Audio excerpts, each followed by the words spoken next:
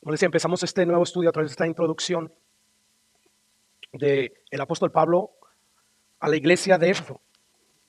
Y quiero recordarles que este estudio forma parte de la serie El Panorama del Nuevo Testamento que iniciamos hace más de 4 años, donde la idea de esta serie es ir a través de cada uno de los 27 libros que componen el Nuevo Testamento y verlos de manera panorámica, aunque, como hemos dicho a través de la serie, nos detenemos muchas veces en, en esas doctrinas fundamentales para nosotros, a los creyentes y sobre todo para los que están perdidos. Y bueno, el día de hoy estamos por empezar lo que sería el libro número 10, por así decirlo, aunque es una carta del Nuevo Testamento. Y esta carta es llamada la carta a los Efesios. Y bueno, como todos sabemos, nosotros somos una iglesia literalmente bíblica. De hecho, iniciamos esta iglesia hace ya aproximadamente 19 años. Dios mediante el próximo año vamos a cumplir 20 años. Y le pusimos como nombre a la iglesia, Iglesia Cristiana Jesucristo, Pan de Vida. Bueno, a medida que pasaron estos 19 años, nos fuimos dando cuenta que no iniciamos tan bíblicos. Y Dios nos empezó a mostrar lo importante que es predicar detrás de este púlpito donde predicamos de parte de Dios y delante de Dios, pues todo el consejo de Dios de manera consecutiva y expositiva. Entonces, a medida que Dios nos fue haciendo más bíblico, llegamos al punto donde cambiamos la parte del nombre de la iglesia de cristiana a bíblica, porque hoy en día todo el mundo es cristiano. Usted le pregunta a Yuri que si es cristiano y le va a decir que sí, y hace cosas que los cristianos hacen. Sin embargo, no hace muchas cosas que los cristianos primitivos hacían, como negarse a sí mismo y no participar en el mundo y predicar al Jesucristo bíblico. Entonces, hoy en día todo el mundo es cristiano, la mayoría son cristianos, pero no todos son bíblicos. De hecho, yo me atrevo a decir que aquí en el área del Metroplex son contadas las iglesias que predican domingo a domingo de manera expositiva y consecutiva. Y si hay iglesias, lo hacen, vamos a exponer el libro, por ejemplo, de Éfeso, y lo exponen a través de 4 enseñanzas. Eh, Eso se hace mucho porque en la Biblia hay muchos temas que incomodan a los pecadores, que incomodan a la gente. Entonces, para evitar eso, pues simplemente no se predica fielmente todo el consejo de la palabra de Dios, pero nosotros los predicadores estamos comprometidos con serle fiel a Dios al predicar todo el consejo de lo que es la palabra de Dios. Entonces, nosotros somos una iglesia literalmente bíblica, que nos esforzamos con la dependencia o con la asistencia del Espíritu Santo a predicar toda su palabra de forma expositiva y consecutiva. Y lo hacemos por 2 razones principales. Hay muchas razones, pero hay 2 razones principales. Una es porque entendemos que toda la Biblia fue inspirada por Dios y por consiguiente es útil, es beneficiosa, como dice el apóstol Pablo, para enseñar. O sea, si tú quieres recibir toda la enseñanza de Dios, tienes que ir a través de toda la Biblia. Y nosotros, porque entendemos que toda la Biblia es inspirada por Dios y por consiguiente es útil, nosotros lo hacemos. Porque no solamente enseña, sino que también redarguye, o sea, redarguirte evidencia, te hace ver si tú estás en pecado para que después tú salgas del pecado y te arrepientas. Pero también corrige, instruye en justicia y todo esto con el fin, dice Pablo, que el hombre de Dios sea perfecto y enteramente preparado para toda buena obra. Quiere decir que donde no se predica fielmente todo el consejo de Dios, no se están preparando hombres enteramente preparados para la obra de Dios y por eso muchas veces la ineficacia de los miembros de la iglesia. Y bueno, esa sería una primera razón, pero hay una segunda razón y es que queremos ser hallados fieles al llamado que Dios nos hizo de predicar todo el consejo revelado a lo ancho y largo de las Escrituras. Y ahora, aunque hacer esto en ocasiones implique tratar con doctrinas controversiales como la doctrina de la elección de Dios para salvar, que Pablo menciona al inicio de esta carta de carta a los Efesios, pues aún así tenemos que, con gracia, con favor de Dios, predicar todo el consejo de Dios. Porque es muy sabido, hermanos, que a través de la historia de la iglesia ha habido mucha polémica, mucha controversia con respecto a esta doctrina de la elección, desde los tiempos del apóstol Pablo hasta el día de hoy. Sin embargo, nosotros, al encontrarnos con pasajes tan controversiales como este, no con el fin de crear controversia, polémica, nosotros tenemos que predicar todo el consejo de Dios, porque podríamos hacer lo que la mayoría de las iglesias hacen. ¿Qué es lo que hacen, hermano? Bueno, evitar hablar de estos temas de una manera total o de una manera ambigua y superficial. Sin embargo, una vez más, como nosotros queremos ser fiel al llamado de Dios que nos hizo de predicar su palabra, y además porque entendemos lo vital que es toda la doctrina para las ovejas, pues nosotros tenemos la responsabilidad y de hecho la obligación de predicar todo el consejo de la palabra de Dios, sobre todo los pastores. Pedro nos dice que un día el príncipe de los pastores reunirá a los pastores que él llamó para rendir cuentas. Y entonces es ahí donde o le tememos a ese día o le tememos a la gente. Y Dios nos ayude a temerle siempre a Él antes que a la gente. Entonces, hermanos, que nadie vaya a pensar que yo estoy exponiendo esta doctrina controversial con el puro afán de levantar polémica entre nosotros. No, el único propósito principal es serle fiel al llamado de Dios. Y bueno, con esto en mente vamos a empezar a estudiar esta nueva carta del apóstol Pablo, la carta a los Efesios. Pero a modo de introducción a esta carta, yo quiero que usemos toda esta predicación para hablar un poco acerca de la elección de Dios para salvación, para que Dios mediante la próxima semana, con una mente bien informada, pues podamos entender mejor, hermanos, el inicio de lo que es esta carta. Por lo tanto, yo quiero empezar afirmando que todos los cristianos creen en una elección, todos. O sea, en eso no hay polémica. Todos los cristianos bíblicos creen que hay una elección y lo creen precisamente porque la Biblia lo enseña. Por ejemplo, el apóstol Pablo, o Pedro, mejor dicho, él escribe en su carta, dice: Pedro, apóstol de Jesucristo, a los expatriados de la dispensación en Ponto, Galacia, Capodacia, Asia y Bitinia, elegidos, y lo ya dice ahí, según la presciencia de Dios, que es el previo conocimiento de Dios. Dios los escogió según su previo conocimiento de Dios Padre y santificación del Espíritu para obedecer y ser rociado con la sangre de Jesucristo. Otro ejemplo lo encontramos en 2 Tesalonicenses, capítulo 2, versículo 13. Dice ahí Pablo: pero nosotros debemos dar siempre gracias a Dios respecto a ustedes, hermanos amados, por el Señor, de que Dios los haya escogido desde el principio para salvación. Nos llaman dos pasajes que hablan acerca de la elección, ¿verdad? Y el 14 dice, que no lo voy a proyectar ahí, pero dice: a lo cual los llamó mediante nuestro evangelio para alcanzar la gloria de Dios.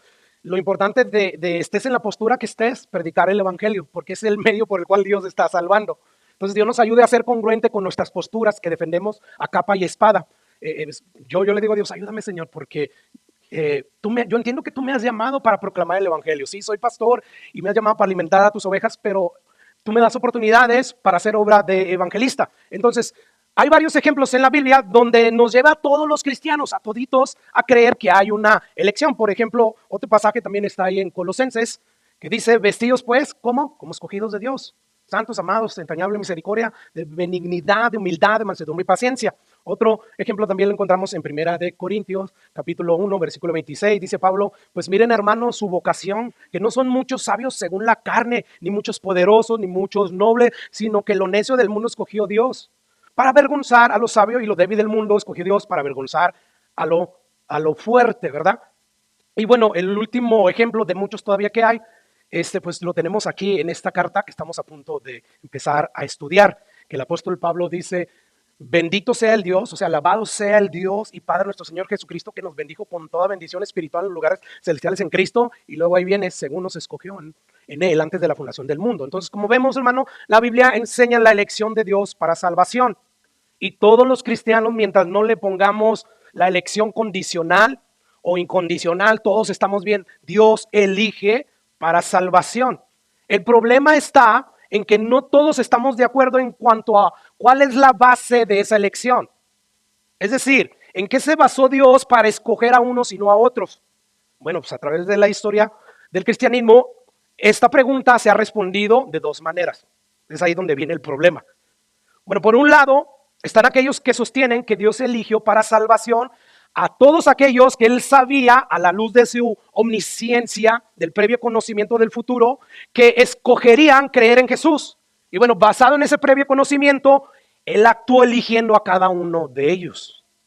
Es decir, por dar un ejemplo, esta postura dice que antes de la fundación del mundo, Dios en su omnisciencia vio a César Goitia, que en el año 1996, en una iglesia hispana en Estados Unidos, iba a creer en el evangelio, y basado en ese previo conocimiento, pues Él lo escogió.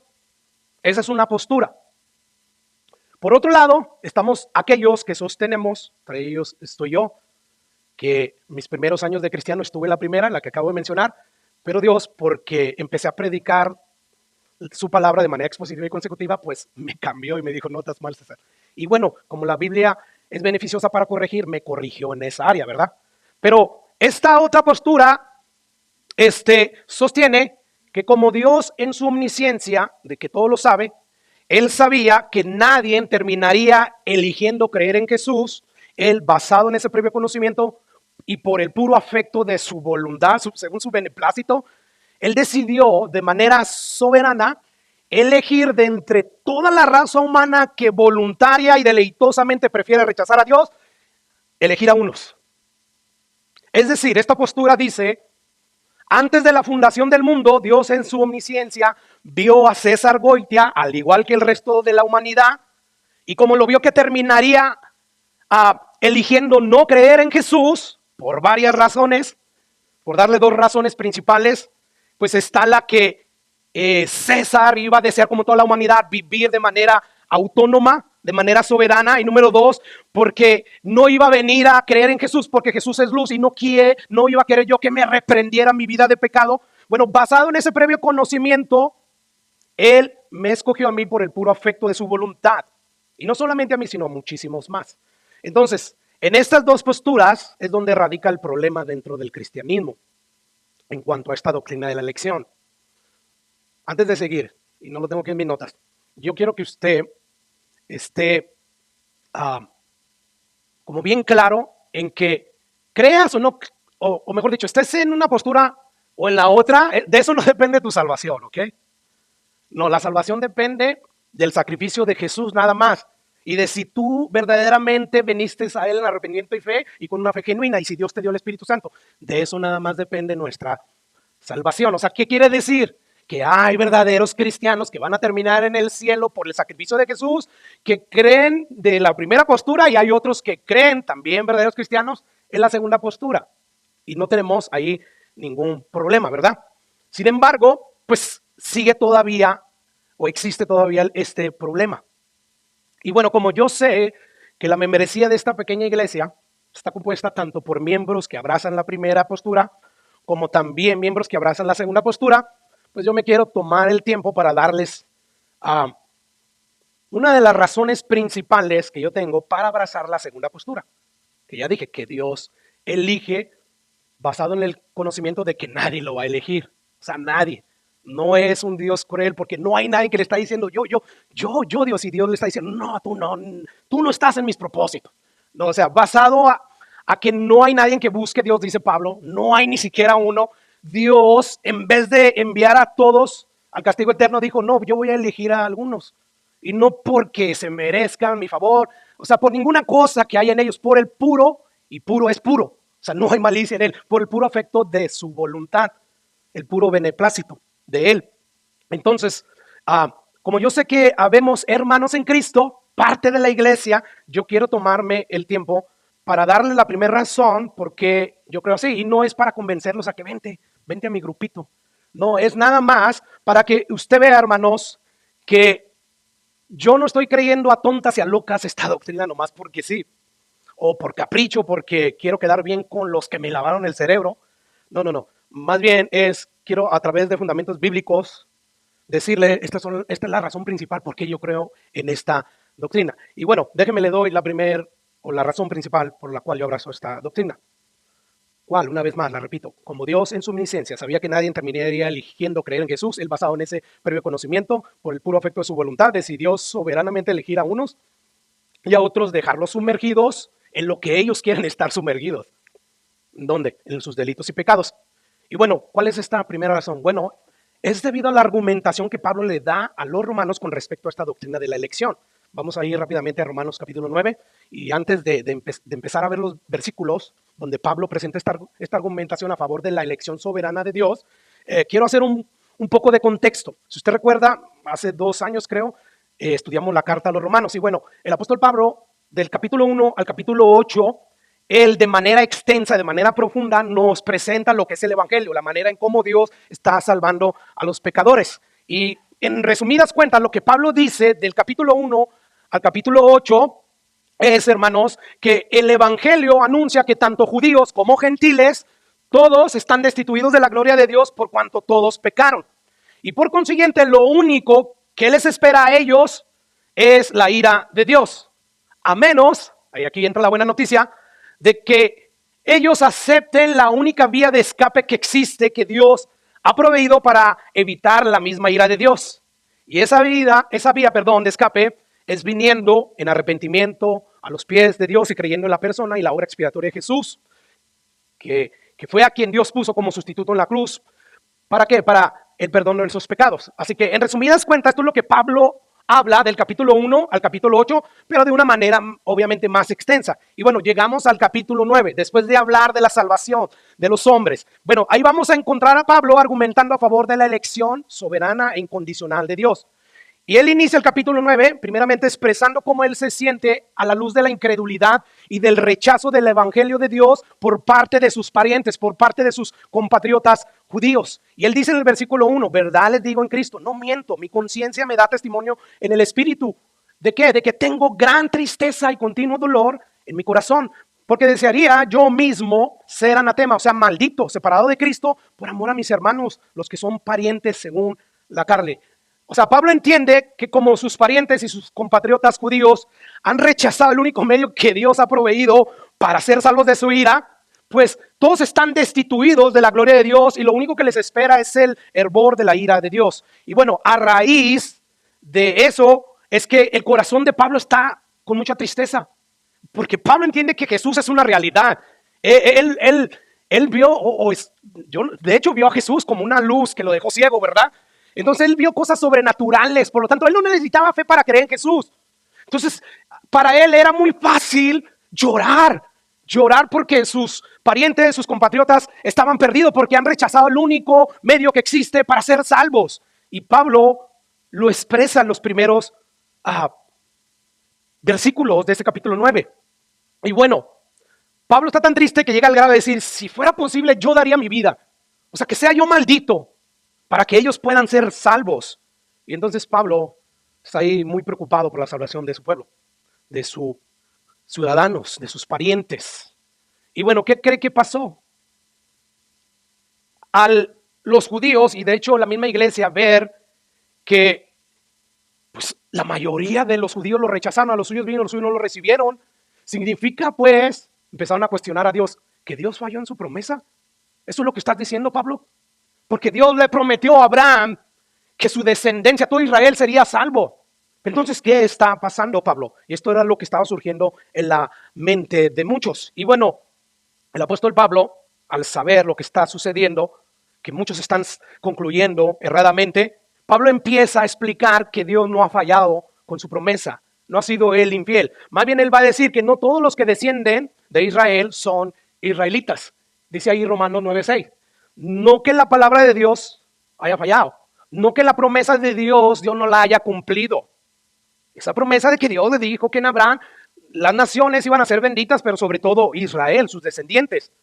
No, más bien dice ahí Pablo que porque no todos los descendientes de Israel son verdaderamente israelitas. En otras palabras, lo que Pablo está diciendo aquí es que no por ser descendientes físicos de Abraham se es beneficiario de la promesa de Dios, sino se es beneficiario de la promesa de Dios por elección divina, no por haber nacido de la descendencia física de Abraham.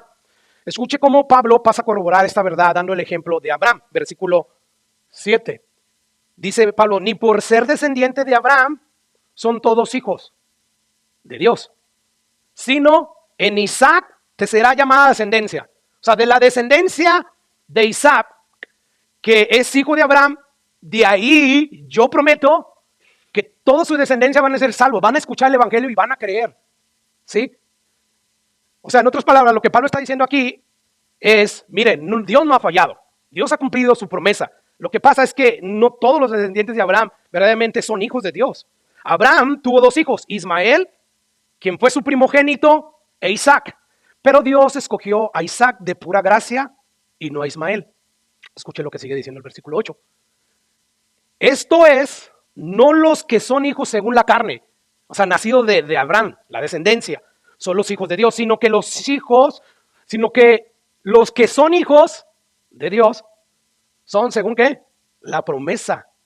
Versículo 9 dice, porque la palabra de la promesa es esta, por un tiempo vendré yo Dios y voy a intervenir en el vientre viejo, seco de Sara, es imposible que por ella misma pueda concebir, pero yo voy a venir y Sara va a tener un hijo. Y lo dice Pablo. Y la Biblia dice, y no solo esto, sino también cuando Rebeca concibió de uno, de Isaac nuestro padre, sigue diciendo el versículo 11, pues no habían aún nacido, ni había hecho aún ni bien ni mal, para que el propósito de Dios conforme a la elección permaneciese. Y luego Pablo está siendo bien enfático, no por las obras, sino por el que llama. ¿Quién es el que llama? ¿Quién es el que elige? Según Pablo, Dios, ¿verdad? Bueno, debido a eso se le dijo al mayor, que el mayor fue Esaú, ¿verdad? Él salió primero, sacó la mano primero. Se le dijo a Esaú, el primogénito, el que supuestamente por costumbre debe de heredar el mayor privilegio, la autoridad. No. El mayor va a servir a quién, a Jacob, al menor, para que el propósito de Dios conforme a la elección permanezca. O sea, como que Dios a propósito hizo que saliera Esaú. O sea, para decirnos a nosotros, yo elijo, basado en que nadie me quiere elegir, en que nadie me toma en cuenta. O sea, nosotros a veces, porque somos frágiles y porque ignoramos estas verdades de Dios, cuando hablan de la elección soberana de Dios, como yo al principio era, pues entonces Dios es cruel e injusto. ¿Por qué? Porque según mi pensar es, debe de haber dentro de toda la humanidad gente que diga, yo quiero vivir para tu gloria. Pero Dios dice, no hay nadie que me busque a mí. Y es en base a eso que Dios elige. Entonces no quiera ver usted a Dios feo. O sea, Dios hubiera dicho, si yo no hubiera elegido ni uno de los dos hubieran nacido, crecido y se hubieran hecho igual que todos los pecadores. Sin embargo, para que el propósito mío, conforme a la elección permaneciera, aunque debe de ser el primogénito, el que herede todos los privilegios y derechos, no va a ser así. Va a ser Jacob. Y luego dice, hermanos, versículo 13, como está escrito, como yo lo declaré ya en la Biblia. A Jacob amé, más Esaú aborrecí. Ahora no piense de aborrecer y te detesto, no es. Más bien piense, porque aquí es Reina y Valera que le dieron estas palabras. Amé, preferí. Y a Esaú no lo preferí. O sea, sí, simplemente lo deseché.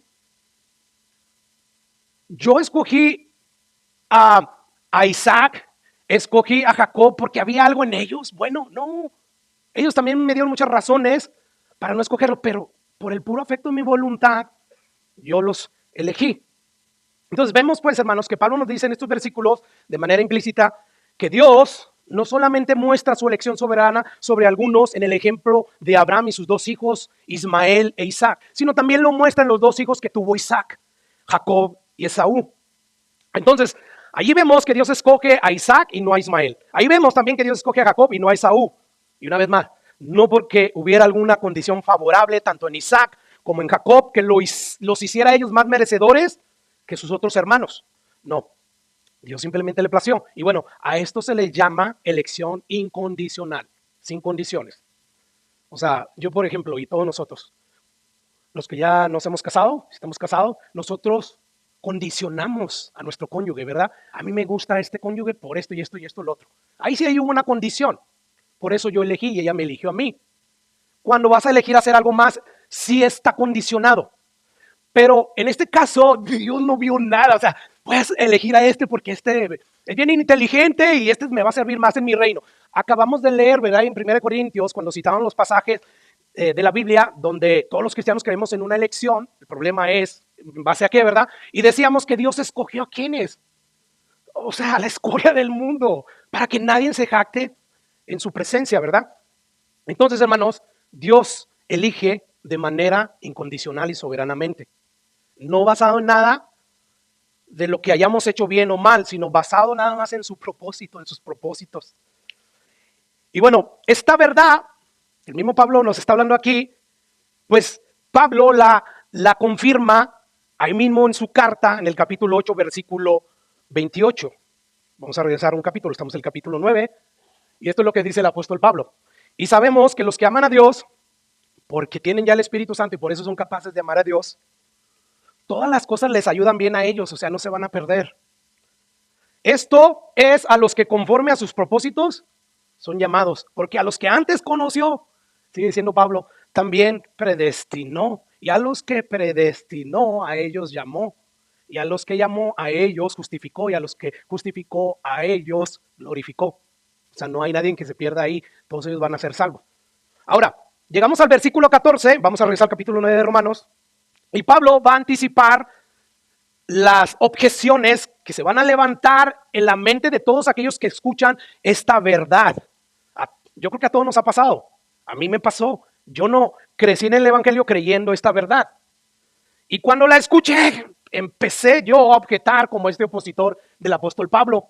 Pablo pregunta porque él ya está anticipando que se va a levantar esta objeción. Y dice ahí el apóstol Pablo, ¿qué pues diremos a esta verdad? Que Dios elige de manera incondicional y soberanamente. Que hay injusticia en Dios. Que Dios es injusto. Pablo dice, en ninguna manera. O sea, ¿qué pues diremos en cuanto a esta verdad de que Dios elige soberanamente de acuerdo a sus propósitos? Que Dios es injusto. Y Pablo dice, de ninguna manera. Hasta el día de hoy, a veces, de hecho, el sábado en la noche fuimos a cenar, mi esposa y yo, y mientras estábamos ahí y con todo lo que estaba desarrollando este sermón, me venían cosas así como que hay algo de injusticia en esto. O sea, todavía uno, la mente te lleva a pensar que sí hay cierta injusticia en esto. Y la cosa es que no lo hay. No lo hay cuando piensas en que Dios está eligiendo basado en que nadie lo quiere elegir. Nadie. Imagínate que tú vienes por la frontera hacia Estados Unidos, tú tienes visa para entrar, tienes residencia o eres ciudadano de aquí, y ves a un montón de inmigrantes que ya cruzaron pero necesitan un ride y necesitan una casa. Hay un montón. Si tú eligieras, porque te compadeces y eligieras agarrar a una familia nada más, y te la llevas de todos ellos que violaron ya la ley inmigratoria como nosotros, ¿verdad? Yo no estoy diciendo que yo no lo hice.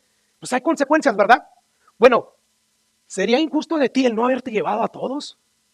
Claro que no, ¿verdad? Al contrario, diría, mira, qué buena onda de ti, te estás esforzando a llevar a estas personas y aún estás comprometiendo tu legalidad. Bueno, veamos así a Dios. O sea, todos ya habíamos preferido voluntaria y deleitosamente no tomar a Dios en cuenta. Dios, no te metas en mi vida. Yo quiero vivir como yo quiero vivir. Entonces Dios, toda la humanidad está así porque no hay alguien que lo busque. ¿Y qué hace Dios? Por el puro afecto de su voluntad, Él quiso crear un pueblo. Y voy a elegir de algunos de estos malhechores, todos son malhechores. Y entonces, pues ¿por qué a los demás no? ¿Eres injusto? No es injusto, es misericordioso. Eso es lo que el apóstol Pablo nos va a decir a continuación. Porque el argumento que el apóstol Pablo está planteando aquí, hermanos, es que Dios en su omnisciencia, que le mostraba que nadie iba a terminar eligiéndolo a él basado en el previo conocimiento de eso, pues él decidió elegir a algunos y a los otros dejarlos sumergidos en sus propios deseos, en su propia voluntad.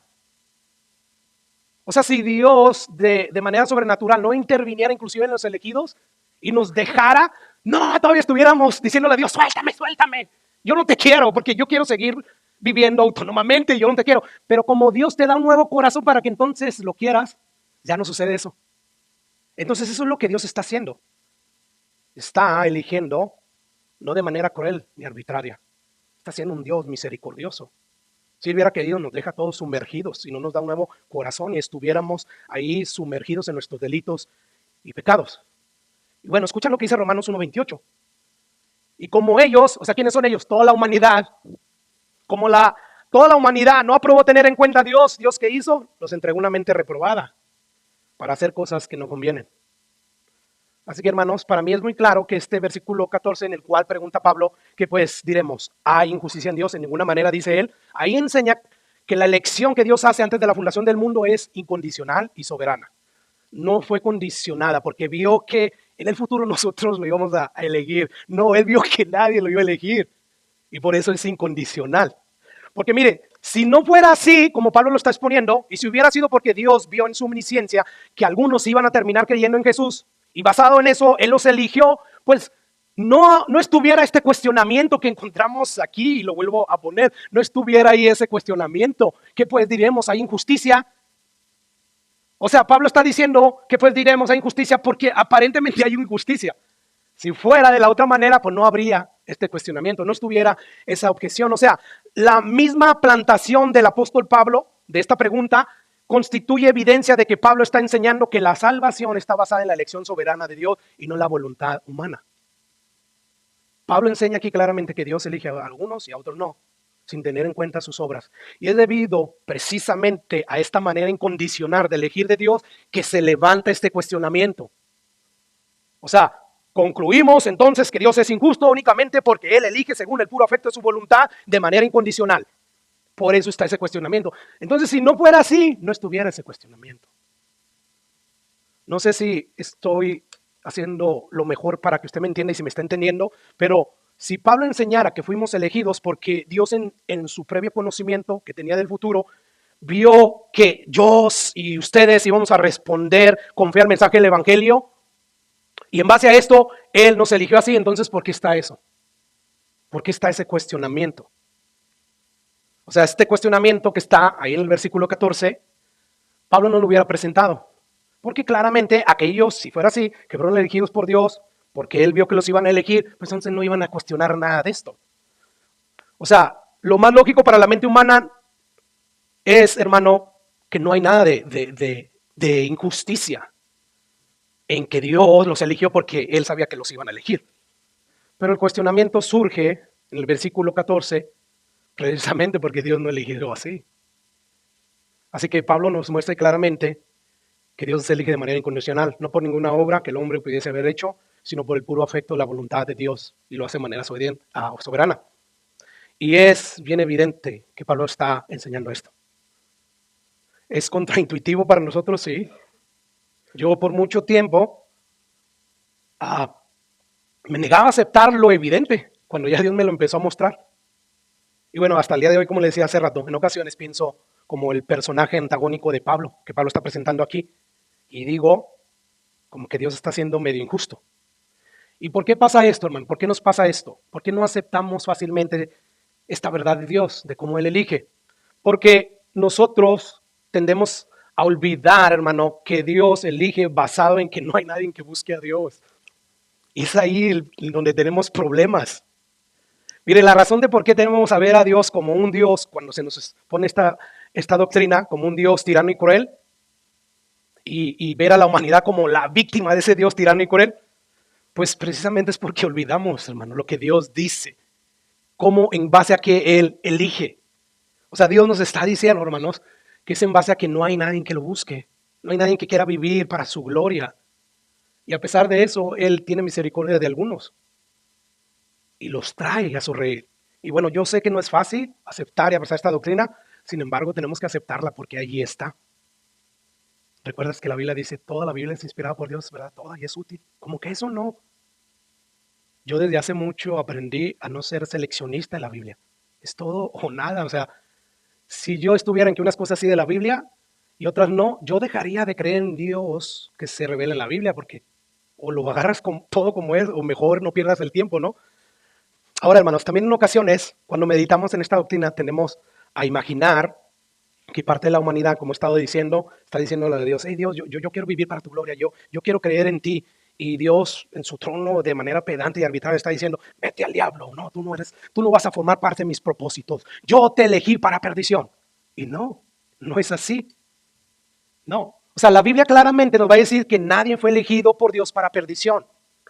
Todos los que terminen en el infierno terminarán allí porque fue su elección, porque decidieron rechazar a Dios y voluntariamente decidieron vivir muertos en sus delitos y pecados.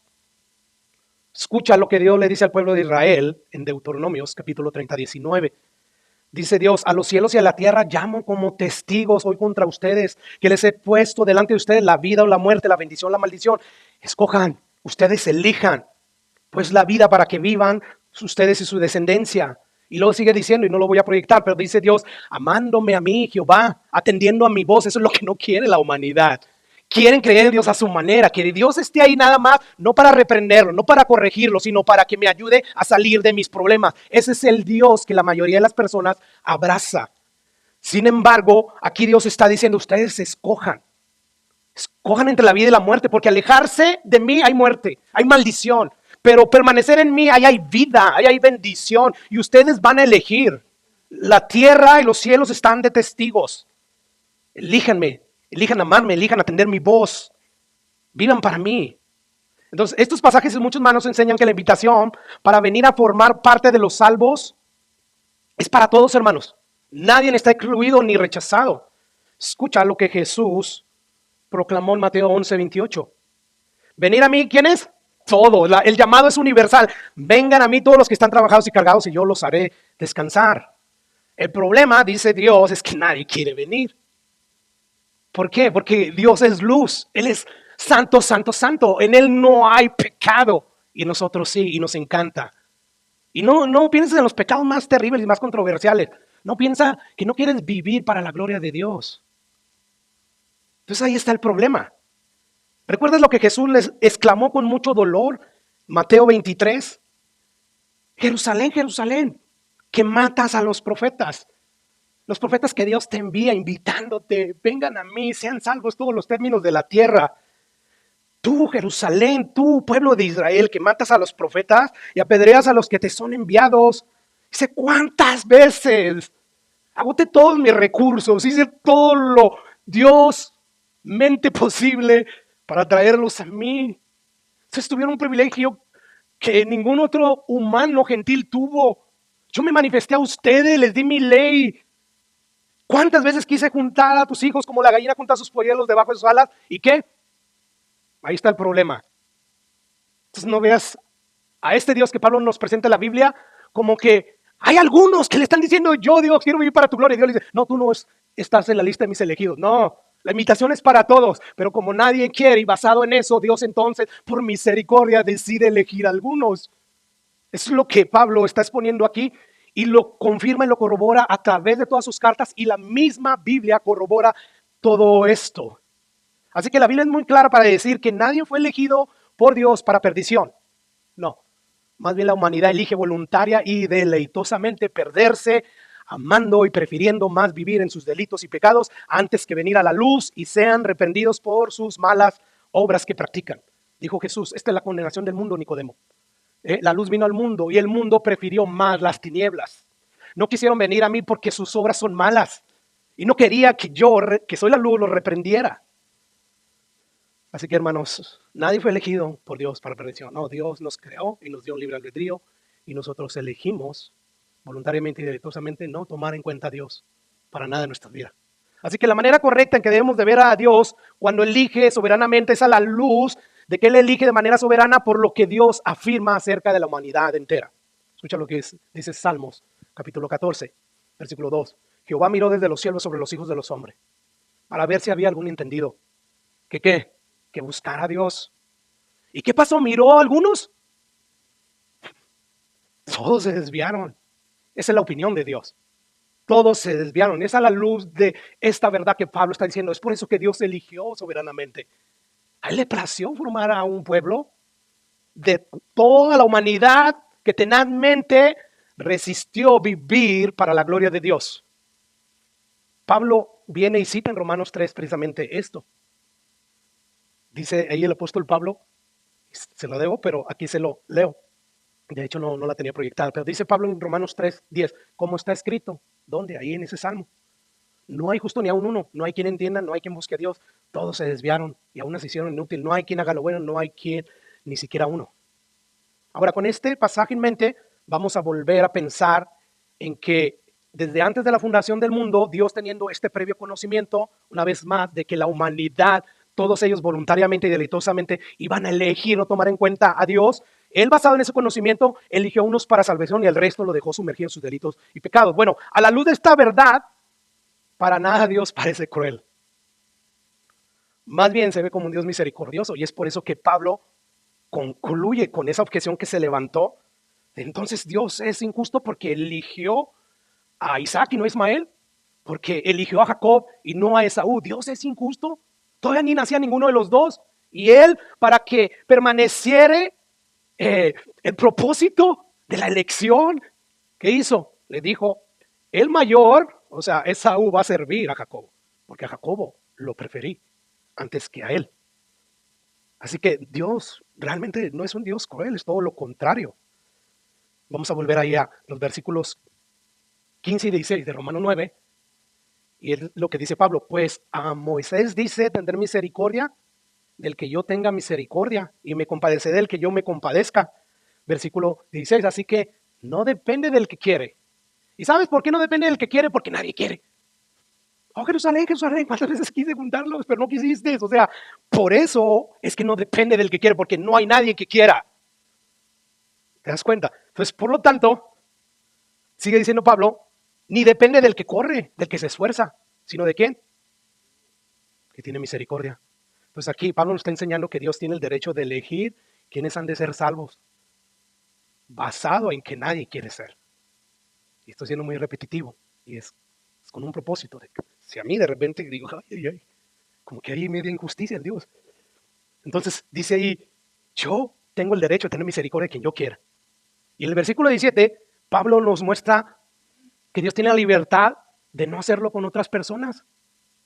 Como en el ejemplo que puse, que si vienes tú de la frontera encuentras muchos ilegales que ya cruzaron y ya casi están por llegar y hay muchos y te dicen, dame un rayo, llévame a tu casa, ayúdame.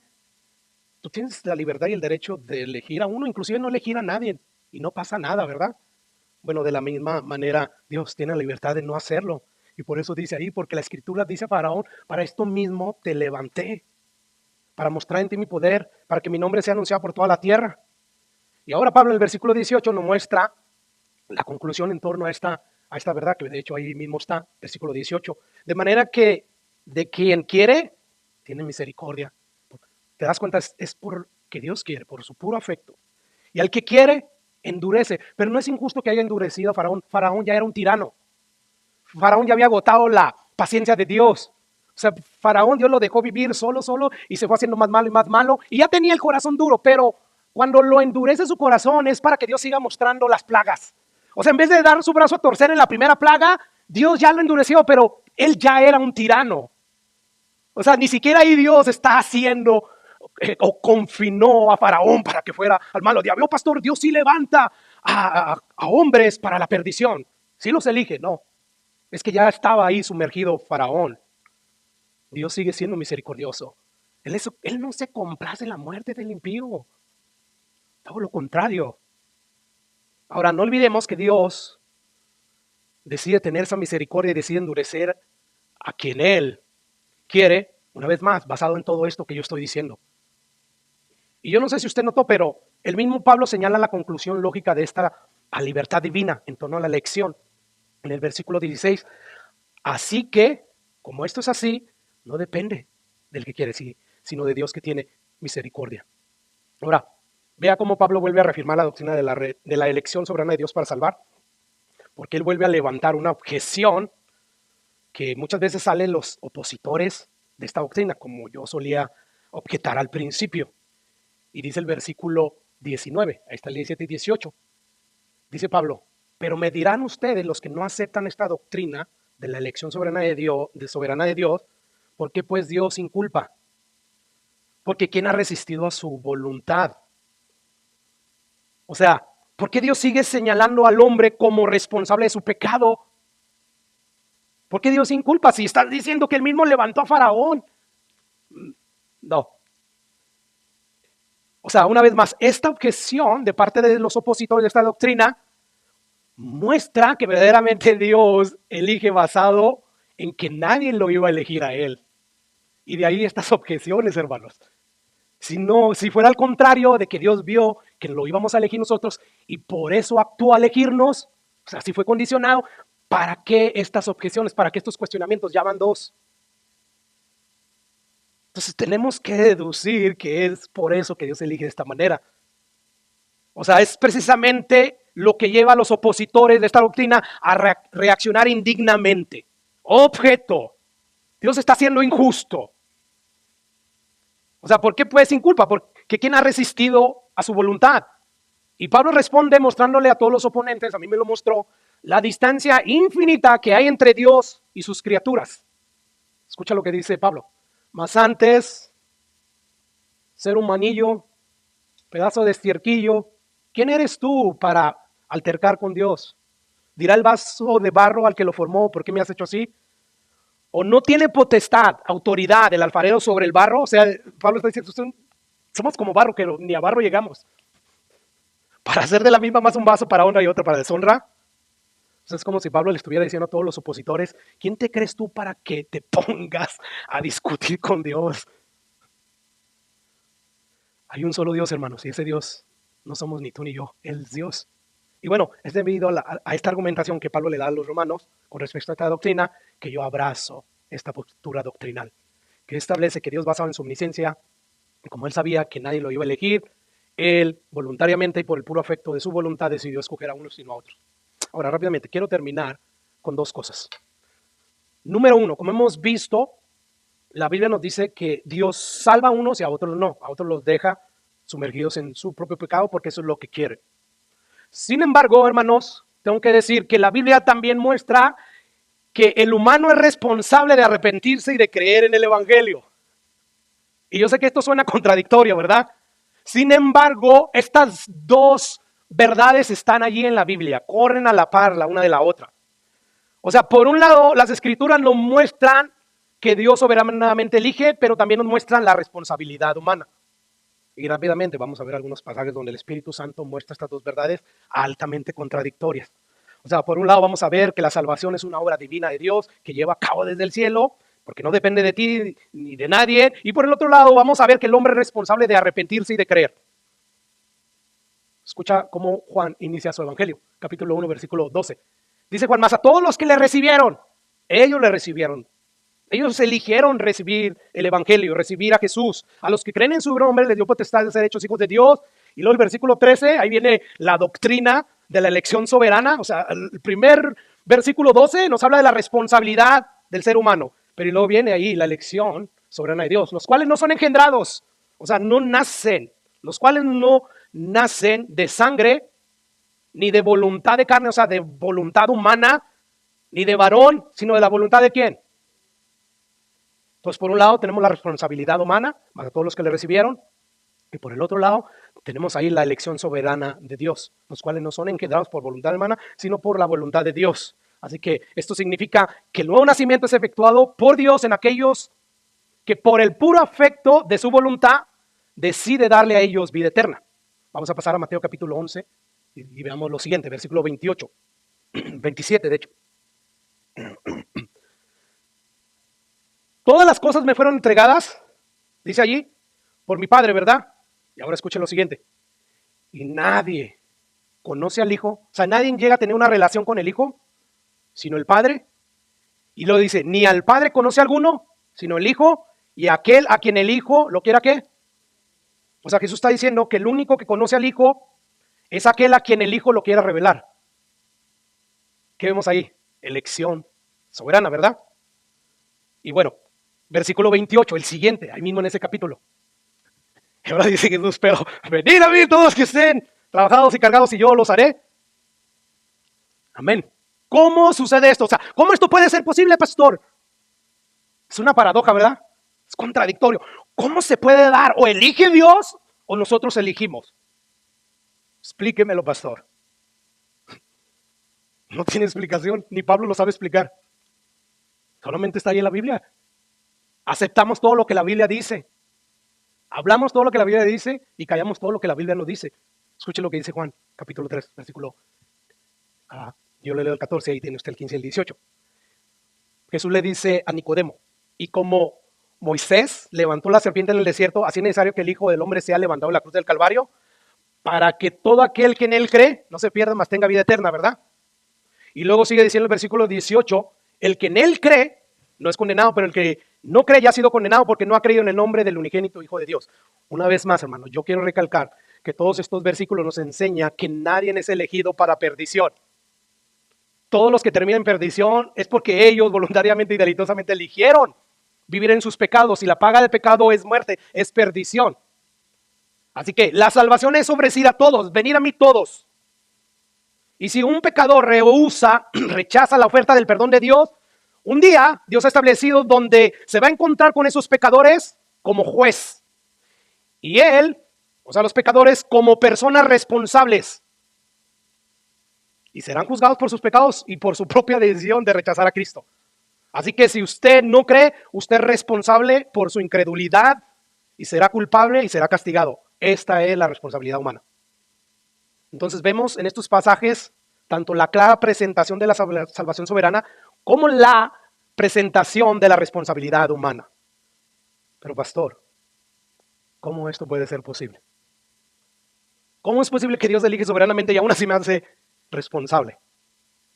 ¿Cómo armonizamos estas dos verdades? No hay manera de hacerlo, esa es la respuesta. Sin embargo, lo cierto es que estas dos doctrinas aparentemente opuestas están en la Biblia. Vamos a ver un último pasaje de muchos que hay. Jesús les dijo, yo soy el pan de vida. El que a mí viene, nunca tendrá hambre. Y el que en mí cree, porque Jesús habla de hambre y de sed espiritual. Y dice Jesús, eso puede ser solucionado si vienen a mí. En otras palabras, si creen en mí. Aquí está la responsabilidad humana. El que viene a mí, el que cree en mí, no va a tener hambre ni sed espiritual. Pero escuche el siguiente versículo, ese es el 35, versículo 36. Mas les he dicho que aunque me habéis visto, acababa de hacer un milagro increíble, alimentó con no sé cuántos panes y peces, no sé si 5 de uno y 3 de otro, a más de 5,000 personas.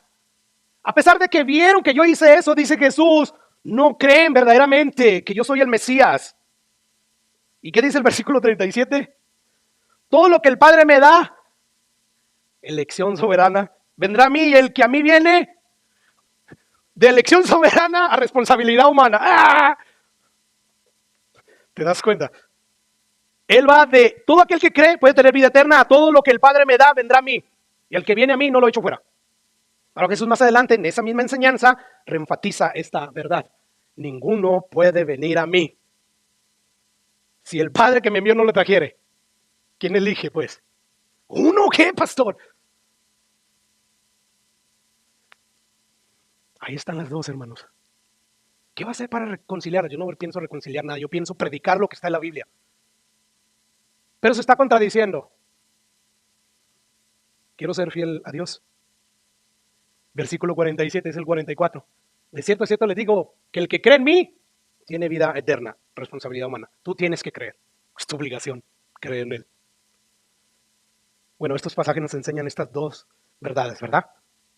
No las entendemos, pero hay que predicarlas. De hecho, Pablo en Romanos, justo después de exponer la elección soberana de Dios, ahí en el capítulo 9, después de decir, no depende del que quiere ni del que corre, sino el que tiene misericordia, pues empieza a exponer la doctrina de la responsabilidad humana.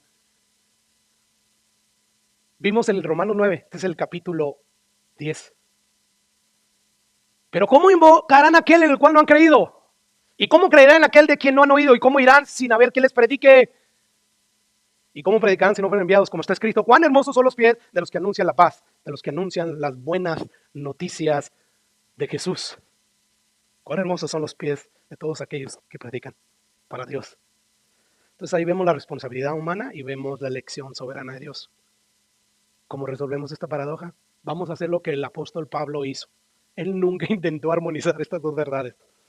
Más bien tenemos que concluir como él concluyó. Después de hablar de la elección soberana y de hablar de la responsabilidad humana, llegamos al capítulo 11 de Romanos. Y dice ahí, oh profundidades, son profundas las cosas de Dios, hermanos. Las riquezas de la sabiduría y la ciencia de Dios. Y dice Pablo, cuán insondables son sus juicios. Esa es la luz de que Pablo habló de la elección soberana de Dios y de la responsabilidad humana, que él llega a esta conclusión. Oh profundidades de la riqueza, de la sabiduría y de la ciencia de Dios, cuán insondables son sus juicios e inescrutables sus caminos, inexplorables. Así que lo primero que debemos reconocer es que lo que Dios conoce y lo que Dios entiende está infinitamente mucho más allá de lo que nosotros conocemos y entendemos. Esta es una de esas profundidades de Dios que no podemos entender. Por eso Pablo dice con mucha exclamación y admiración, oh, cuán insondables son los juicios de Dios e inescrutables sus caminos.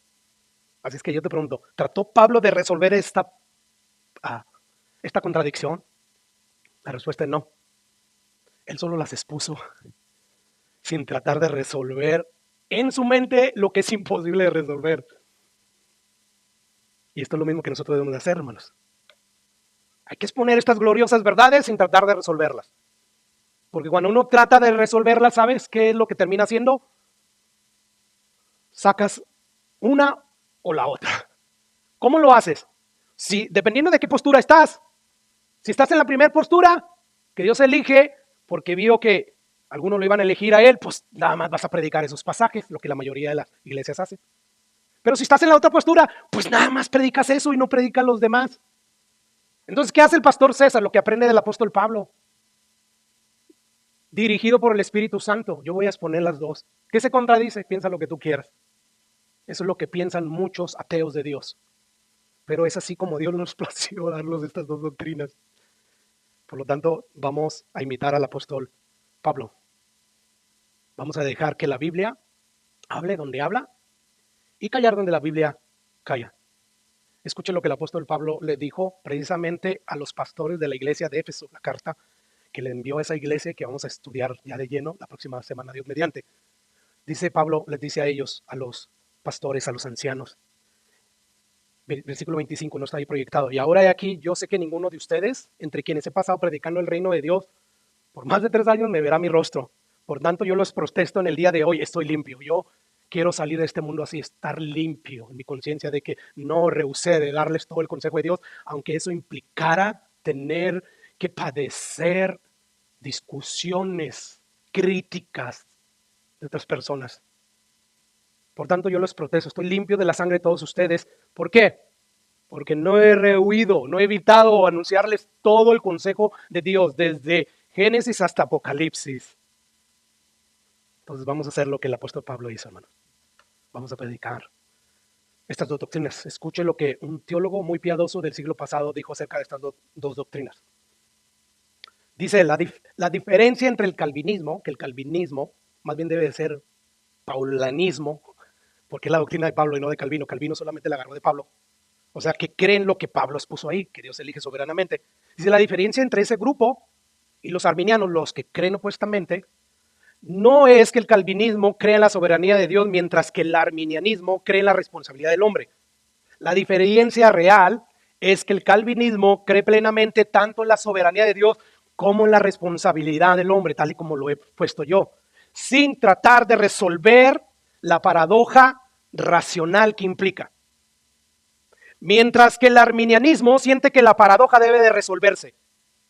Y por lo tanto niega la verdad de la soberanía de Dios en interés de mantener la responsabilidad del hombre.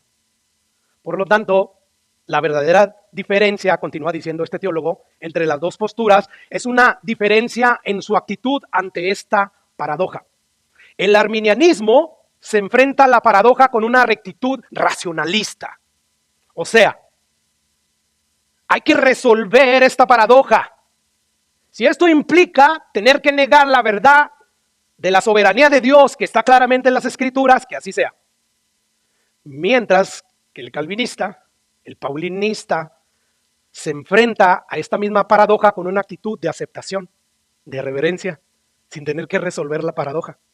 Y termina diciendo el teólogo, tenemos que entender que la paradoja es una de las cosas secretas que le pertenecen a nuestro Dios y no necesitamos resolverla. Solo necesitamos apegarnos a lo que la Escritura enseña con respecto a estas dos verdades que no podemos armonizar completamente. Esa sería la primera cosa con la cual quiero terminar. Ya la segunda es más rápida.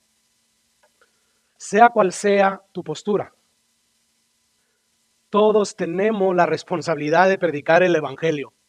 Y de hecho la responsabilidad, y no porque le reste responsabilidad a los paulinistas, pero tú eres tú más responsable. Debería de caerte más el peso si tú crees que Dios elige sabiendo que la gente le iba a elegir a él. Pero son los que menos predican el evangelio. Qué contrariedad, ¿no? Yo estuve observando entre los dos pueblos, miembros de Dios, que tienen diferente postura, y observé que los que se exponen a la Biblia de manera expositiva y consecutiva, y sobre todo los pastores que predican así, la mayoría de ellos, si no es que todos terminan creyendo como Pablo. Sin embargo, los que no tienen ese buen hábito de exponerse así a la palabra de Dios, la mayoría de ellos, si no todos creen que uno es el que elige. ¿Por qué será? Precisamente porque no se exponen a toda la palabra de Dios. Si ellos se expusieran a toda la palabra de Dios y llegaran con enséñame, Dios, Voy a dejar a un lado todo lo que yo supuestamente he aprendido de ti, enséñame. Pero muchas veces llegamos a la palabra de Dios ya predispuestos a buscar pasajes que apoyen mi postura. Y pues ahí donde no pasa nada. Así es que todos tenemos la responsabilidad de predicar el evangelio, porque a Dios le plació salvar a los creyentes a través de ¿qué? De tu testimonio, de predicar los milagros de Jesús, no, a través del evangelio bíblico que habla acerca de la mala noticia. Tú eres pecador, Dios está irado, si tú no te arrepientes vas al infierno. Pero Dios es tan bueno que te está invitando a querer venir a los pies de Jesús en arrepentimiento y fe. Ven a Él, no lo rechaces. Ese es el evangelio que tú y yo debemos de predicar. Estés en cualquier postura. Así que dejemos de discutir de eso. Yo no quiero ya discutir en eso. Yo quiero dedicarme a predicar el evangelio y a enseñar esta postura cuando la Biblia me diga que lo enseña. Cuando estemos exponiendo de manera expositiva y consecutiva y lleguemos a ese tema. Por lo tanto, yo quiero despedirme diciéndote esto. Sea como creas, tenemos la responsabilidad de predicar el evangelio. Y bueno, si tú estás aquí sin Cristo, sin esperanza, o alguien que vaya a escuchar esta predicación en las redes sociales y estás tratando primero de averiguar a ver si Dios te eligió, o sea, para ver si atiendo o no. Recuerda lo que la Biblia también dice: venid a mí todos los que están trabajados y cargados, y yo los voy a hacer descansar. Yo le voy a dar descanso a sus almas. Todo aquel que viene a mí, yo no lo he hecho fuera. He aquí el tiempo aceptable, he aquí el día de la salvación. El llamado de Dios para ti es: ven ahora, no averigües. Ven ahora, yo he prometido no rechazar a nadie que quiera venir a mí. Ven a mí. El llamado es universal. Así que la Biblia nos dice que no habrá nadie que atienda ese llamado y que sea desechado. O sea, no habrá nadie que vaya al llamado corriendo a Jesús y Jesús lo vaya a rechazar. No, porque yo no te elegí. No, Jesús está ahí con los brazos abiertos, esperando. Por lo tanto, deja a un lado eso. Sí, somos elegidos por lo que dice Pablo, pero a ti te está llamando, ven a Él, ven a Él. Y yo te aseguro, por lo que dice la Biblia, que si tú buscas perdón de tus pecados y misericordia, perdón y misericordia te será otorgado por Dios. Porque Dios no es hombre para mentir, ni hijo de hombre. Él es veraz, Él lo que Él promete, cumple. Por lo tanto, si tú decides no venir a Él, no pienses que es porque Dios no te eligió. Más bien es porque tú no quisiste venir a Él, porque amas tu vida de pecado. Tú tienes la responsabilidad de venir a Él y arrepentirte y creerle a Él y no rechazar la invitación que Dios te brinda hoy. Y nosotros, los cristianos, pues, prediquemos el evangelio. Estés en cualquier postura. Estas dos posturas nos motivan a predicar el evangelio. Dice el apóstol Pablo: yo sufro aflicciones por amor a los escogidos. Es decir, cuando predico el evangelio yo estoy sufriendo porque me persiguen los judíos y los romanos, pero lo hago por amor a los escogidos, por eso predico el evangelio. Si tú no crees así, por más razón tú predica el evangelio. Porque si Dios no elige, es Dios quien invita a través del evangelio, ¿verdad? Vamos a ponernos en pie, Padre.